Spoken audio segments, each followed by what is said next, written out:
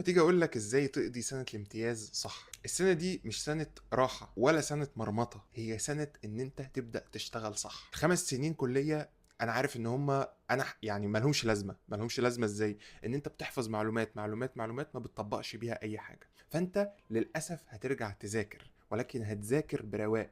شوف ايه المواد اللي انت ما ينفعش كدكتور تكون بتمارس المهنة دي من غيرها. يعني احنا كعلاج طبيعي في مواد كده لازم، بيزكس كده، ما ينفعش نمارس المهنة دي من غير ما نكون عارفهم. ابدأ راجعهم، أسأس فيهم، لأن ده أساس هتبني عليه حاجات كتير جاية عظيمة. جرب كل الأقسام، بص على العظام، بص على النيورو، بص معرفش على البطنة. دور، محصورش نفسك، ممكن مش ده شغفك، يمكن شغفك في مكان تاني.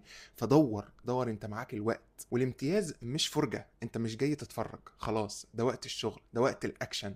لو انت في مكان مش بيخليك تمد ايدك وتشتغل بايدك، سيبه. هتقول لي يا دكتور امتيازي هنا، يبقى خلاص، يبقى خلي امتيازك هنا، بس خلي في الجنب في مكان بتتدرب فيه وبتمد ايدك على العيانين. مد ايدك دلوقتي، انت دلوقتي دكتور وممكن عندك رفاهية الغلط، لكن بعد ما تتخرج انت للاسف ما عندكش رفاهيه الغلط. ابني السي في بتاعك صح. يعني ايه؟ يعني ما تاخدش 40 شهاده ما لهمش اي لازمه، لا، خد الشهادات اللي فعلا هتفيدك في شغلك. انا كدكتور علاج طبيعي مثلا عبد الرحمن بحب والله مجال العظام، يبقى شوف ايه الحاجات او ايه الكورسات اللي تعليني في مجال العظام.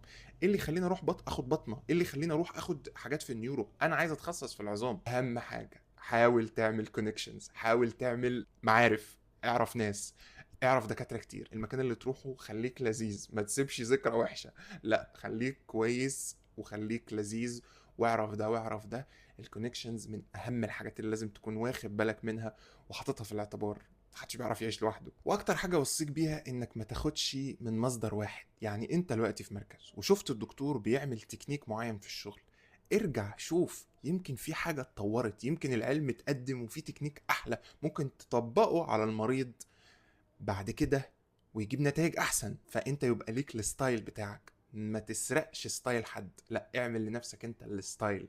الامتياز مش سنة ضغط، لا، دي سنة ان انت تبني نفسك برواقة، بعيدا عن الكويزات والدكاترة الرخمين اللي بيرخموا عليك ويحاولوا يسقطوك كل ترم، لا، ده سنة الروقان. حاول تاخد ريست من المذاكرة، لان انت بعد كده لو يعني راجل شاطر كده وعايز تعمل ماستر، يبقى انت هتخش تاني للدايرة بتاعت الدراسة. فخد نفسك، حاول تبني نفسك في المجال الكلينيكال، المجال اللي فيه مد ايد، مش بس عمال تذاكر، لا، انت بتبدأ تمد ايدك، مد ايدك، ما تخافش، وبس، وربنا يوفقك.